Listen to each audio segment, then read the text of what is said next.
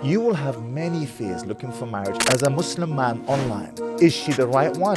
Is she lying about herself? And does she really look like that? I'm going to help you navigate this and avoid wasting time and going through heartache like I did.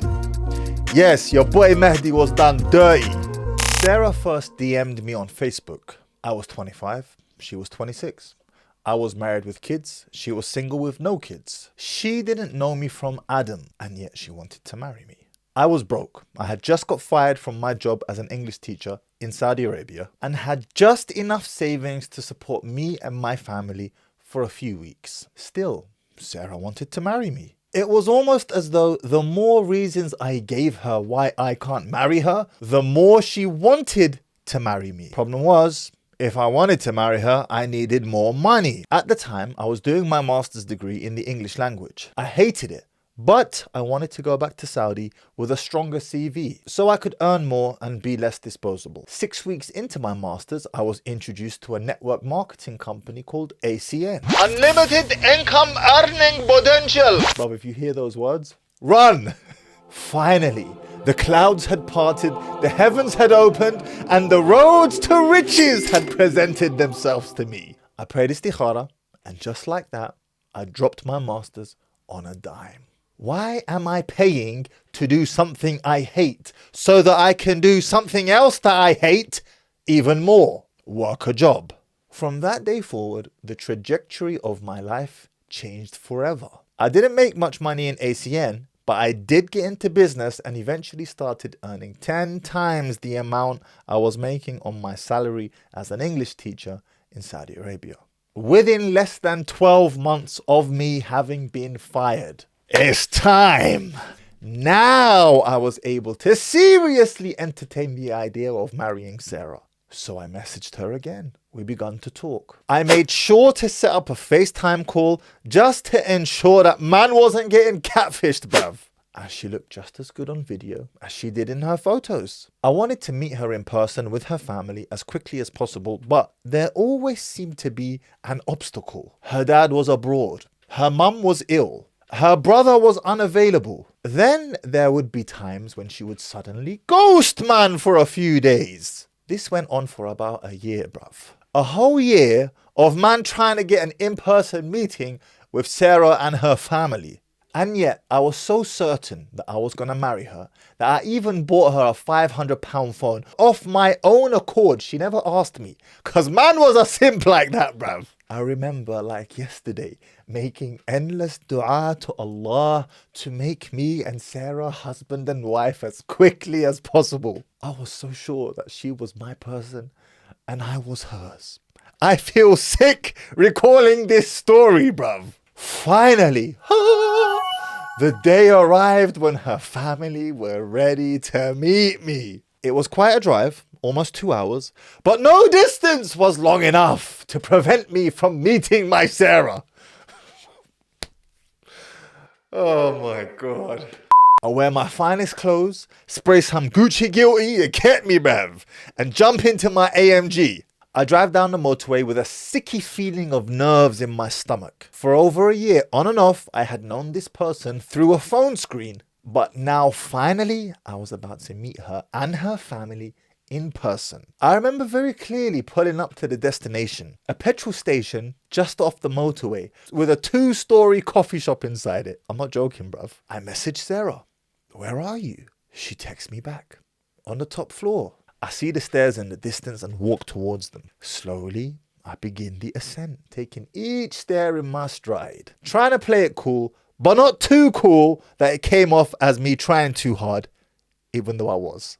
I get to the top of the stairs and I see Sarah in the distance from her side profile wearing a black abaya. MashaAllah. But not MashaAllah. Something was off. Something was wrong. I recognized her face. It was her. But it wasn't her at the same time. I put my head down, walked forward, and commanded the alarm bells in my brain to shut the falafel up until I had gotten closer. I continued the walk towards her, like a gentleman should, with a smile on my face. But with each step I took, I could literally feel my stomach falling out my backside. This was not the person I had spoken to and fallen in love with the idea of marrying over the past 12 months. This was an entirely different human. Overweight, her features not anywhere near as symmetrical as they had appeared in the photos and even the FaceTime video.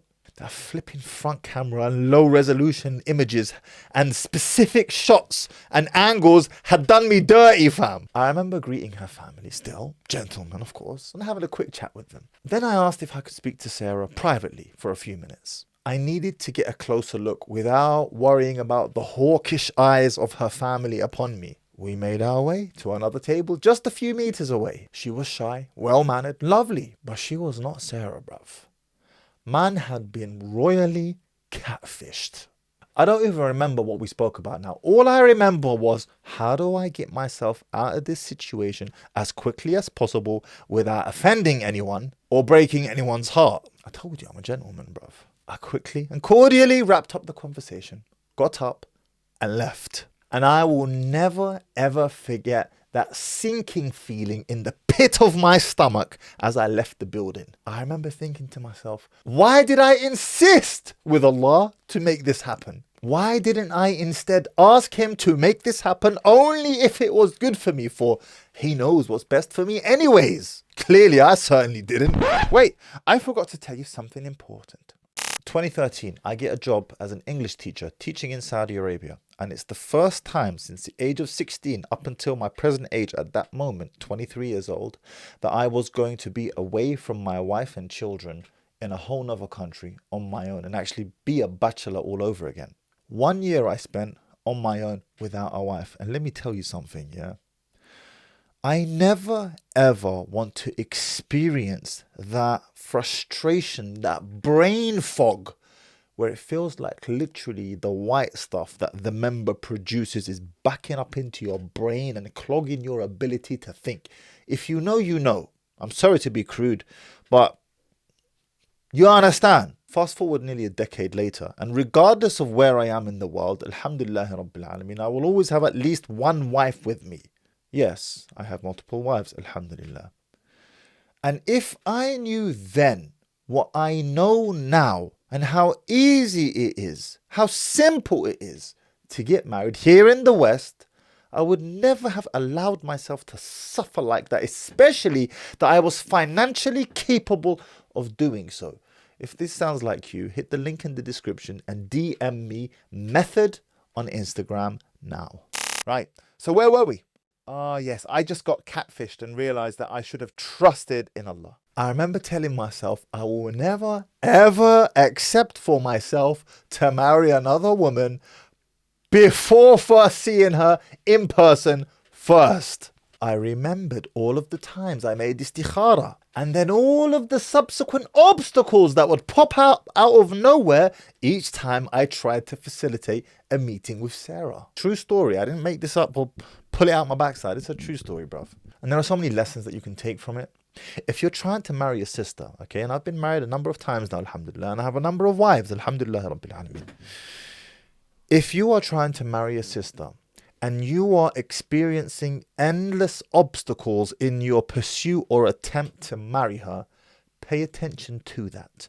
This may well be the answer to your dua. If you have made istikhara, which you should have, the prayer of asking for Allah's guidance and help as to whether you should follow through on this affair or not, pay attention to the obstacles.